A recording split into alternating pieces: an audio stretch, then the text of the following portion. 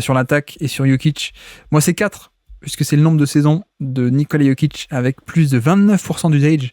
J'ai pris 29, pas 30, pas la 30 de la barre symbolique, parce qu'il y a des fois il a 29,5, bref. Donc un gros volume de stars, grosso modo. Plus de 29% d'usage, plus de 110 de true shooting plus, donc plus de 10% d'efficacité par rapport à la moyenne. Et ben voilà, il a déjà 4 d'affilée. et c'est pas rien. C'est pas rien d'être à ce niveau de déjà 4 saisons d'affilée à moins de 30 ans, en plus, si on rajoute cet élément. Il n'y a pas tant que ça de joueurs qu'à moins de 30 ans ont 4 saisons à plus de 10% d'efficacité relatif à la moyenne de l'époque. Je crois que dans le lot, il doit y avoir des James Harden et Shaq qui doivent être à plus de 5 ou 6. Durant, LeBron aussi doivent être par là. Curry, je crois qu'il est à 4. Avant ses 30 ans, il est à 4 avec Curry, Giannis, voilà, ce genre de compagnie, en grosso modo. Donc voilà, en fait, j'ai pas grand chose à dire de plus, c'est juste qu'on le connaît tellement, Jokic, surtout sur le Basket Lab, j'en parle assez régulièrement. Je t'avoue que j'ai pas trouvé des trucs inédits à dire sur lui. Là, c'est plus dur. Si ce n'est que c'est peut-être la première année, en 4 ans, qui nous a déçus. Déjà, en 2021, quand il fait un plus 13%, c'est un score historique. Déjà, sur un tel volume, c'est un score historique, et c'est sans même parler de tout ce qui est apport du passing, etc. Mais bon, plus 13% d'efficacité relative à la moyenne, c'est extraordinaire. Ensuite, il enchaîne 117, donc plus 17%, on se dit, ah ouais. Ensuite, 121, la barre symbolique des 120. 21, la seule année où il n'est pas MVP, c'est sur les 4. Exactement. Et là, il fait sa moins bonne. Ouais, alors que c'est peut-être la meilleure saison individuelle offensive de l'histoire, peut-être. Mais voilà, et donc là, il retombe à 112. Oh là là, qu'est-ce qu'on est déçu, il est à peine à plus de 12%. Je l'avais mis en plus, je l'avais aussi dans mes stats, je m'étais dit, il faut le placer, ça. Ah non, mais c'est incroyable. Bon, après, c'est pour la blague, évidemment. Mais non, mais ce qui est toujours aussi intéressant avec lui, c'est que, tu vois, contrairement à Jamal Murray, on en parlera, je pense, mais lui, la différence entre playoff et saison régulière, on la voit pas trop, quoi. C'est-à-dire que l'efficacité, elle se maintient, ce qui est pas le cas de tous les créateurs offensifs. Et en fait, lui, c'était le cas, en fait. C'était totalement le cas. Donc, ce côté un peu implacable au niveau du scoring. Et puis, comme j'ai rien trouvé de nouveau à dire, j'avais envie de redire au cas où on a sans doute des nouveaux auditeurs qui n'ont peut-être pas entendu cette stat et qui vient boucler la boucle par rapport à cette attaque assez atypique. Mais j'adore cette stat. En termes de touches par match, le nombre de fois où il a la balle entre les mains, il est premier de NBA avec 101 par match. Donc, c'est-à-dire qu'il avait la balle, il possédait la balle, pas qu'une touche physique, il possédait la balle 101 fois par match, premier total de NBA, d'un côté. Par contre, le nombre de temps passé avec la balle quand il l'avait, il était à peine à 2,83 secondes par touche de balle. C'est le 135e total de NBA.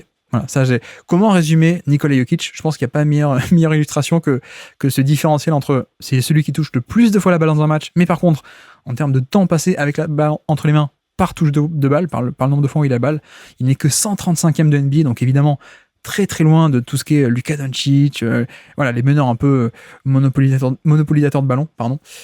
Voilà, rien de très nouveau, mais au cas où on a des nouveaux, c'est toujours bien de rappeler les classiques avec Nikola Jokic, qui, est-ce qu'on a besoin de dire que voilà, c'est un des meilleurs attaquants de l'histoire, assez clairement.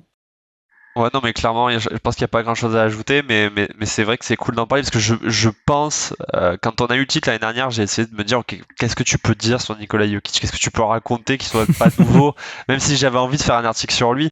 Et je trouve qu'effectivement, c'est cet alliage de capacité à manier un grand nombre de ballons, mais à le garder, à le monopoliser très peu, et donc voilà, arriver à faire profiter de ce QI-basket qu'il a aux autres, c'est probablement ce qui représente le mieux son jeu, peut-être plus que la stat d'origine qui est son true shooting plus.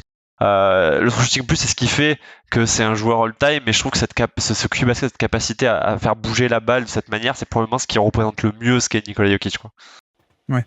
Oui, puis on en rigolait, il est passé de plus 21% l'an dernier, qui est donc un des 5 meilleurs scores de l'histoire sur un tel volume, à peine plus 12%.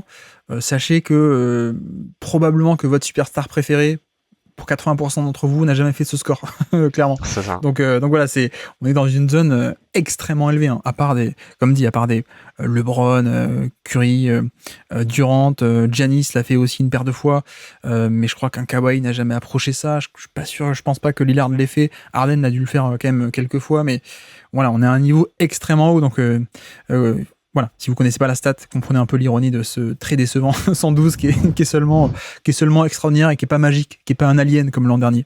Mais voilà, oui, puis oui, stat aussi intéressante sur Jokic. Le on-off, il est quasiment à plus 19 points par 100 possessions de on-off. Donc avec et sans lui, le différentiel par 100 possessions est de plus 19 points. C'est extraordinaire. Bon après, c'est toujours rigolo parce que on sait que son backup, justement, il a pas de backup. Donc, plus ton backup est mauvais, plus ton on-off, il va être grand, évidemment. Donc ça, parfois la stat peut être un peu enflée, faut pas prendre ça au pied de la lettre. Mais au-delà de ça, ce qui est intéressant, c'est que justement, c'est pas qu'une question de backup pour moi. Quand tu regardes non pas le on-off, mais le WoWi, justement, donc les with or without you, pas que Jokic, pour pas comparer avec Jokic et donc par rapport à Jordan, DeAndre Jordan, mais tu regardes par rapport à Jamal Murray aussi. L'attaque avec les deux, elle est extraordinaire, 128 d'offensive rating. Ok. L'attaque avec seulement Jokic, 120 d'offensive rating. Ok. L'attaque avec que Jamal Murray, 107. Et l'attaque avec aucun des deux, 107 également. Donc, bon, ça on le savait aussi, Jokic est plus fort que Murray. Mais je veux dire, c'était aussi pour backer un peu ce côté les on-off, où on peut me dire, bah oui, les on-off, ils peuvent être fabuleux parce que t'as DeAndre Jordan qui est nul, donc ça booste un peu les chiffres. Ok, mais il n'y a pas que ça. Il y a aussi le fait que, voilà, même modulo ce côté facteur, le facteur du backup qui est un peu nul, on a quand même un des joueurs les plus impactants de l'histoire de la NBA en termes d'attaque. Et voilà, il n'y a rien de plus à dire si ce n'est comme d'habitude en fait. Non, comme d'habitude, mais c'est vrai que déjà ça montre effectivement, on l'a dit au début, la différence entre le joueur numéro 2 et le joueur numéro 1 de cette équipe. Ouais. Et qui fait aussi que le titre de l'année dernière est beau, c'est que c'est compliqué en fait d'aller gagner avec une seule vraie superstar. Et Denver a pris sa fenêtre et l'a fait. Mais il y a aussi le fait que, et je sais pas à quel point c'est facile de l'imputer au coach, parce que en fait ça veut aussi dire quand il sort que l'équipe doit jouer autrement. Ouais. Et donc que pendant une douzaine de minutes par match, voire aller plutôt 15-16 avec Jokic, en fait tu dois être une équipe différente et tu dois arriver à faire fonctionner l'équipe comme ça. Et je pense que c'est pas si facile en fait de reprogrammer les joueurs à jouer d'une manière très différente soudainement pendant 4-5 minutes, puis reprendre le jeu autour de Jokic et puis après se reformer autour. C'est pour ça que ça joue de manière très simple et que ça ne marche pas. Et donc oui, au-delà du fait que le backup, en tout cas les deux backups qu'à Denver sont plutôt faibles, il y a aussi le fait que l'équipe n'a toujours pas trouvé une formule qui fonctionne, hormis un temps très court pendant les playoffs 2023. Donc ouais, il n'y a pas de schéma pour remplacer Jokic et c'est compliqué quoi. Non mais effectivement c'est une très bonne remarque et je pense que ça vient aussi peut-être participer à quel point est-ce qu'un Curry ou un Jokic est peut-être à ce point valuable. C'est que, comme tu dis, comme on l'a expliqué, en fait, ils sont assez uniques dans leur style. Donc forcément, sur le temps de jeu réduit où ils sont sur le banc, t'es un peu forcé de changer d'identité. Donc forcément, ça va être compliqué. Et donc forcément, peut-être que ça va aussi amplifier cet aspect. Ils sont très forts. Mais en plus, quand toute l'identité, c'est eux, et donc ils sont plus sur le terrain, t'es obligé de te réinventer complètement. Donc peut-être ça participe aussi à ce côté, la valeur avec et sans, je pense. C'est bon. Ça fait aussi partie du package. Après, tant que vous l'avez, c'est quand même très cool. Bon, il y a plein de stats qu'on pourrait dire au niveau de l'isolation. Son efficacité augmente en playoff sur isolation, évidemment. Nikola Jokic, il passe à 1,22 points par possession en isolation en playoff. C'est quand même extraordinaire. Le post-up, alors le post-up, ça baisse évidemment par rapport à la saison régulière, mais on est toujours très bon avec un gros volume. Merci d'avoir écouté cet extrait. S'il vous a plu, l'émission complète est disponible en description et on se donne rendez-vous sur le feed principal du Basket Lab pour l'intégralité des podcasts. À bientôt.